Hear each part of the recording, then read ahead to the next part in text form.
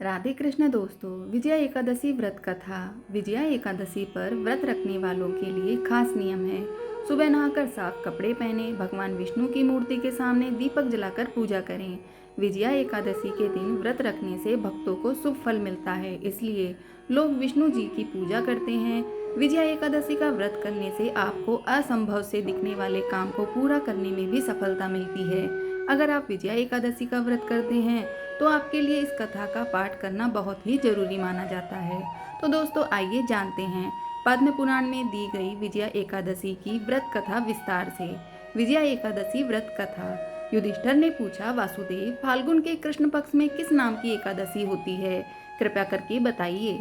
भगवान श्री कृष्ण बोले, युधिष्ठिर, एक बार नारद जी ने कमल के आसन पर विराजमान होने वाले ब्रह्मा जी से प्रश्न किया, सुरश्रेष्ठ, फाल्गुन के कृष्ण पक्ष में जो विजया नाम की एकादशी होती है, कृपया करके उसके पुण्य का वर्णन कीजिए।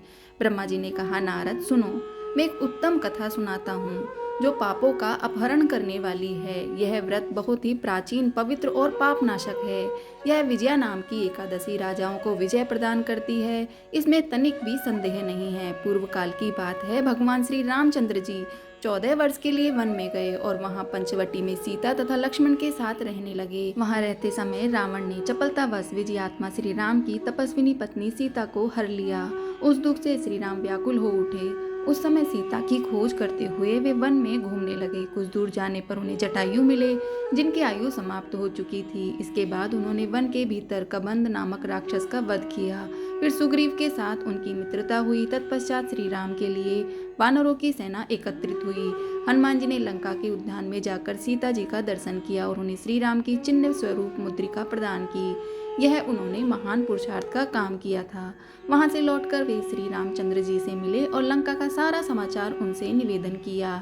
हनुमान जी की बात सुनकर श्री राम जी ने सुग्रीव की अनुमति ले लंका को प्रस्थान करने का विचार किया और समुद्र के किनारे पहुंचकर उन्होंने लक्ष्मण से कहा, सुमित्रा नंदन, किस पुण्य से इस समुद्र को पार किया जा सकता है?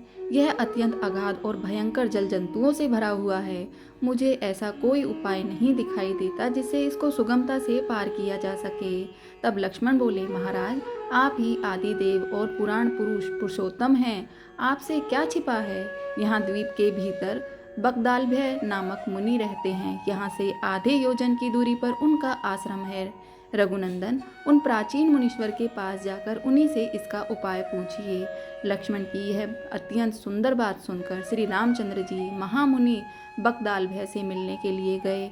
वहां पहुंचकर उन्होंने मस्तक झुकाकर मुनि को प्रणाम किया। मुनि उनको देखते ही पहचान गए कि ये पुराण पुरुषोत्तम श्री राम हैं, जो किसी कारणवश मानव शरीर में अवतरित हुए हैं। उनके आने से महर्षि को बड़ी प्रसन्नता हुई। उन्होंने पूछा, श्री राम, आपका कैसे यहाँ आगमन हुआ? श्री राम बोले, ब्राह्मण, आपकी कृपा से लंका को जीतने के लिए सेना के साथ समुद्र के किनारे आया हूँ। मुझे अब जिस प्रकार समुद्र पार किया जा सके वह उपाय बताइए। मुझ पर कृपा कीजिए। बगदालभ्य ने कहा, श्री राम, फाल्गुन के कृष्ण पक्ष में जो विजया नाम की एकादशी होती है, उसका व्रत करने से आपकी विजय होगी।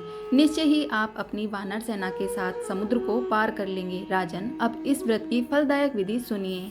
दसवीं का दिन आने पर एक कलश स्थापित करें। वह सोने, चांदी, तांबा तथा मिट्टी का भी हो सकता है। उस कलश को जल से भरकर उसमें पल्लव डाल दें। उसके ऊपर भगवान नारायण के स्वर्णमय विग्रह की स्थापना करें। फिर एकादशी के दिन प्रातःकाल स्नान करके और कलश को पुनः स्थिरता पूर्वक स्थापित करें। माला, चंदन, सुपारी तथा नारियल आदि के द्वारा विशेष रूप से उसका पूजन करें। कलश के ऊपर सप्त धान्य और जौ रखें। गंध, धूप, दीप और भांति भांति के नैवेद्य से पूजन करें। कलश के सामने बैठकर वह सारा दिन उत्तम कथा वार्ता आदि के द्वारा व्यतीत करें और रात में भी वहां जागरण करें। अखंड व्रत की सिद्धि के लिए घी का दीपक जलाएं। फिर द्वादशी के दिन सूर्योदय होने पर उस कलश को किसी जलाशय के समीप, नदी, झरने या पोखरे के तट पर ले जाकर स्थापित करें और उसकी विधिवत पूजा करके देव प्रतिमा सहित उस कलश को वेद वेता ब्राह्मण के लिए दान कर दें। महाराज, कलश के साथ ही और भी बड़े बड़े दान देने चाहिए। श्री राम, आप अपने युद्धपतियों के साथ इसी विधि से प्रयत्न पूर्वक विजया का व्रत कीजिए, इससे आपकी विजय होगी। ब्रह्मा जी कहते हैं, नारद, यह सुनकर श्री रामचंद्र जी ने मुनि के कथानुसार उस समय विजया एकादशी का व्रत किया। उस व्रत के करने से श्री रामचंद्र जी विजयी हुए। उन्होंने संग्राम में रावण को मारा, लंका पर विजय पाई और सीता को प्राप्त किया। जो मनुष्य इस विधि से व्रत करते हैं उन्हें इस लोक में विजय प्राप्त होती है, उनका परलोक भी अक्षय बना रहता है। भगवान श्री कृष्ण कहते हैं, युधिष्ठिर, इस कारण विजया एकादशी का व्रत करना चाहिए। इस प्रसंग को पढ़ने और सुनने से वाग्देव यज्ञ का फल मिलता है। जय श्री राधे कृष्ण। दोस्तों, आपको कहानी कैसी लगी कमेंट में ज़रूर बताएं।